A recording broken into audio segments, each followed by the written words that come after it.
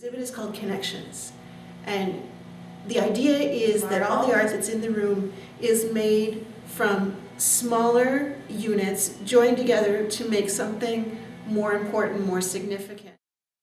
I'm originally from Barrie, Ontario, and I came here in 1900 to go to university, and I never left. Met my husband, had a baby, settled down. So now I'm here in Aylmer. I've been here since 2004, and I teach stained glass and jewelry with the community. So I teach it through the Aylmer Arts Council.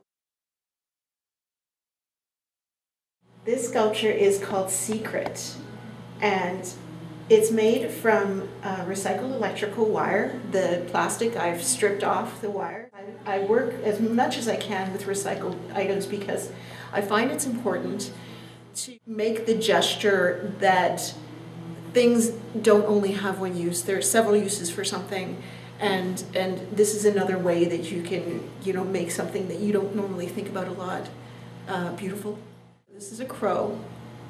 His transportation system is this little shiny thing pocket that it has right here to carry their shiny things around. But you don't want just anybody finding out about your shiny things pocket.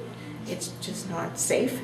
So when you use it, you have to hide yourself. That is the secret. That is the bird's secret. Don't tell the birds I told you. So this lady is called Interaction. And the reason why I made her is a bit of a commentary on society. And we all have people in our lives who, for us, are kind of ghost-like. They're in our environment, but they're not, you don't really notice them, you don't have anything to do with them. People in the street, clerks in the stores, you see them, but you don't see them. And what I am suggesting, just as a social commentary, because I feel this particular skill is being lost in our new internet age, and here I am doing an internet interview.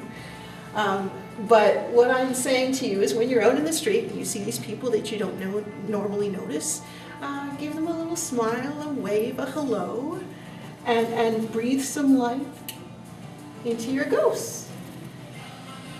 And then you'll find out that they're a little more alive than you thought they were.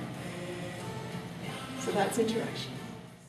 So these are 3 examples of my new family series of stained glass.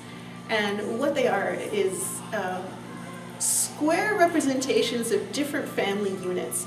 This particular one that I'm standing amongst is our friends 1, 2, and 3. So I'm standing among friends, which is a nice place to be. My philosophy is sometimes, the people who are closest to you, that seem to you like your family, they're not even necessarily related to you. And sometimes those are the people that understand you the most closely, even better than your family does sometimes. Like this will be adding to this series indefinitely because, let's face it, you can never have enough friends.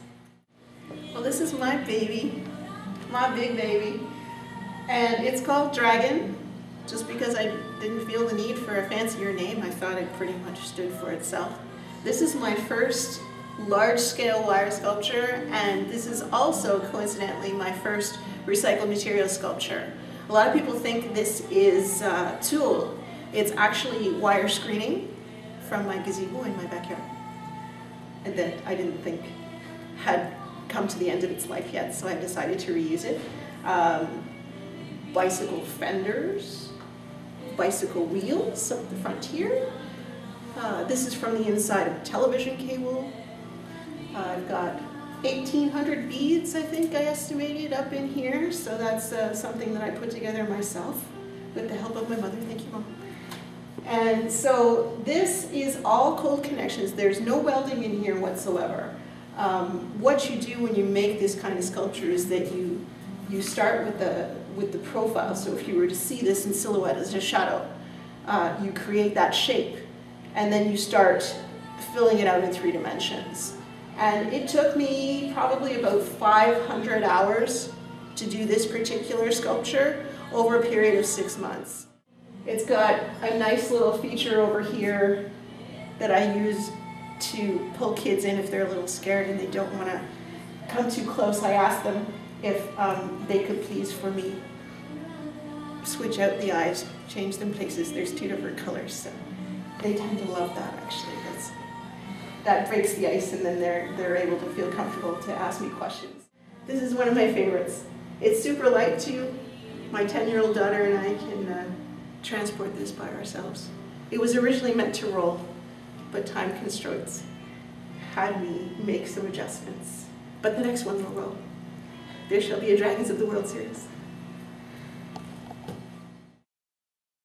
want to ask you one question. Yes. The fact that you use recycled materials, is it a message you're trying to put out there, or just a way of recycling things that seem like they don't have a use anymore? Trying to give more significance to seemingly insignificant things. It's also a combination of being fascinated by the amount of thought that's been put into these products when they're initially made. And it's a recycling commentary as well. So when I use them, I tend to use them in quantity so that you kind of get the visual punch of, oh geez, we're throwing out a lot of stuff. So all the pieces that you see here are for sale. After that, you can contact me directly. My website is www.lbrunetta.ca. My email is the same, lbrunetta@yahoo.ca. Or you can phone me, 819-684-1273, and let me know what you're interested in. I gladly accept payment plans. I do take Visa and MasterCard. If you got something that you just fell in love with, I'm sure we can work something out.